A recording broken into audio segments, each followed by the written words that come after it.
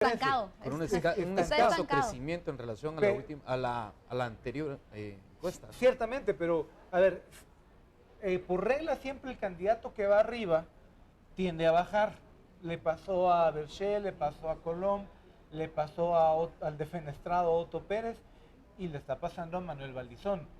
Pero la caída en Valdizón comenzó mucho antes y en estos momentos ya es mucho más pronunciada, y por eso uno entiende incluso las posiciones tan duras del partido líder de criticar hasta hace muy poco las movilizaciones ciudadanas, porque implicaban que si se corrían las elecciones el líder iba a bajar más. Bueno, ya no hubo necesidad de correr las elecciones.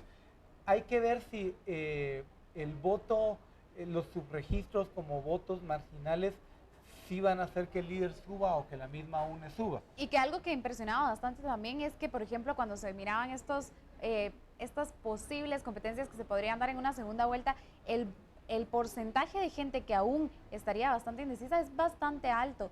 Y esto también es reflejo de lo que estamos viendo, el descontento ciudadano con el sistema. El hecho de que Jimmy Morales aparezca en un posible primer lugar en estos momentos es eso mismo, reflejo del descontento ciudadano con el sistema. Y que era algo que, por ejemplo, me llamaba la atención como Alejandro Maldonado Aguirre lo resaltó bastante en el discurso de hoy, en su primer discurso como presidente de la República de Guatemala, de la importancia que ha jugado para fortalecer al final esta democracia, la presencia de los ciudadanos en las plazas, a través de recursos legales que se han interpuesto en la Corte Suprema de Justicia, en la Corte de Constitucionalidad, es decir, a través de varias herramientas que los ciudadanos han estado utilizando. Fíjate que una de las sorpresas fue porque había una queja durante los últimos 6 meses de que los políticos no habían logrado comprender las dimensiones de la crisis. Hemos entrevistado a muchos analistas que iban más o menos por ese lado. Y Alejandro Maldonado sorprenden con su discurso. Primero, diciéndole a sus ministros, necesito la renuncia de todos. Y después yo voy a ver a quién mantengo, a quién saco. A quien saque no le estoy diciendo corrupto, te vas a ir al bote, pero no voy a contar con vos. Manda un mensaje muy fuerte a los jóvenes, sí, diciéndoles, vale la pena lo que ustedes hicieron al tomar las plazas, y atendemos el mensaje, incluso presentando una nómina de gente que igualmente sorprende. Don Gabriel Medrano, que fue magistrado, fue decano de la Universidad Rafael Landívar, fue magistrado del Tribunal Supremo Electoral, cuando el Tribunal Supremo Electoral gozaba de los más altos niveles de aprobación, y fue de la Corte Suprema de Justicia, doña Raquel Zelaya, que goza de un gran prestigio en la comunidad académica al dirigir a CIES, y el último que es un ex rector de la Universidad de San Carlos, que también tiene sus méritos académicos. Entonces, sorprende a Alejandro Maldonado comenzando a leer bien la crisis de un actor que fue un actor político importante en algún momento, lo dejó de ser, aunque tenía gran influencia en la Corte de Constitucionalidad, pero que hoy pareciera ser de los políticos el que tiene la visión más fresca del asunto. Yo quisiera hacer hincapié y regresar tal vez un poco en el tema del Tribunal Supremo Electoral, y que ayer lo abordábamos con Ben Kay,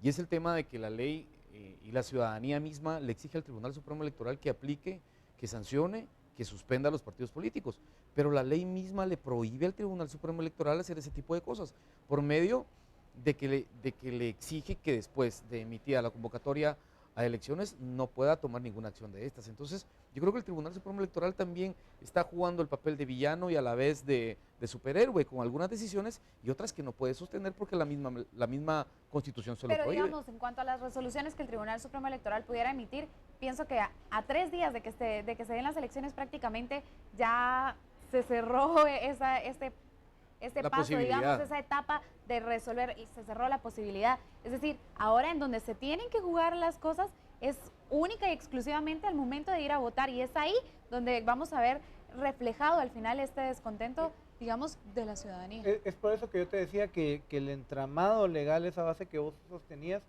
no necesariamente es buena, y en el tema electoral particularmente tienen explicaciones sobre la cancelación, que eran de los temores de los constitucionalistas del 85, de que antes se les podía clausurar un partido político porque podía llevar la ventaja y ganarle al partido militar que proponía el candidato oficial, ¿verdad? Nos falta como sociedad empujar para que los tiempos de las modificaciones para modernizar nuestro sistema avancen. Y no lo hemos hecho en buena medida o no se ha hecho porque no le convenía a quienes tienen el poder. A nadie en el aparato público que se está enriqueciendo le conviene tocar la ley de compras y contrataciones del Estado, modificar los reglamentos para el contrato abierto de medicinas, que es el negocio que más llora sangre en este país y que financia, las campañas políticas. Sí, que esa ley, la ley de contrataciones del Estado tal vez no le ponen mucho asunto, pero es sumamente importante porque entonces evitaría que las nuevas autoridades empiezan a elegir a dedo a quién poner en determinados puestos. Y que a través de esta ley de contrataciones, por ejemplo, también los mismos ministros hemos visto que financian su misma estadía o su misma permanencia dentro del cargo.